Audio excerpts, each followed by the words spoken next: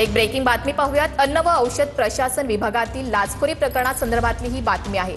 नरहरी झिरवाळांचे खासगी सचिव रामदास गाडेंवर कारवाई करण्यात आलेली आहे। आपले प्रतिनिधी कृष्णा सोनारवाडकर सध्या आपल्यासोबत फोन लाईन वरून जोडले गेलेले आहेत। कृष्णा, काय अधिकची माहिती?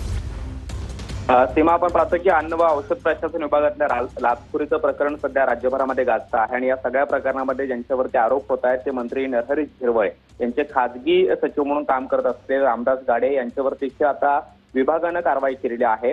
रामदास गाडे यांना त्यांच्या अन्न व औषध प्रशासन विभागातून प्रतिनियुक्तीवरती त्यांची जी होती तिथून कार्यमुक्त करण्यात आले आणि त्यांना त्यांच्या मूळ विभागामध्ये पाठवण्यात आलेलं आहे। गाडे हे पशुवैद्यकीय विभागामध्ये कार्यरत होते आणि त्यांची प्रतिनियुक्ती ही अन्न व औषध प्रशासन विभागामध्ये होते आणि ते खासगी सचिव म्हणून मंत्री नरहरी झिरवळ यांचं काम पाहत होते। मात्र या सगळ्या प्रकरणामध्ये एसीबीनं लिपिक राजू ढेरिंगे याच्यावरती अटकेची कारवाई केल्यानंतर रामदास गाडे यांच्यावर देखील सातत्याने आरोप होत होते आणि तशा पद्धतीचा एक स्टिंग ऑपरेशनचा व्हिडिओ सुद्धा समोर आलेला होता, ज्यामध्ये रामदास गाडे एका मेडिकल स्टोअरवाल्याकडून लाच मागताना पाहायला मिळत होते। तशा पद्धतीचा संवाद सुद्धा त्या व्हिडिओमध्ये रेकॉर्ड झालेला होता। मात्र आता विभागांतर्गत त्यांच्यावरती ही कारवाई करण्यात आलेली आहे आणि मंत्री नरहरी झिरवळ यांनी त्यांना त्यांच्या पदावरून कार्यमुक्त करून त्यांच्या मूळ विभागामध्ये पाठवण्याचे आदेश दिल्याचं कळतं। याची अधिकृत माहिती ही कदाचित उद्यापर्यंत समोर येईल। मात्र आता रामदास गाडे यांच्यावरती ही पहिली कारवाई झाली असं म्हणायला हरकत नाही। अन्न व औषध प्रशासन विभागामध्ये ते खासगी सचिव म्हणून मंत्र्यांकडे काम करत होते, तिथून त्यांना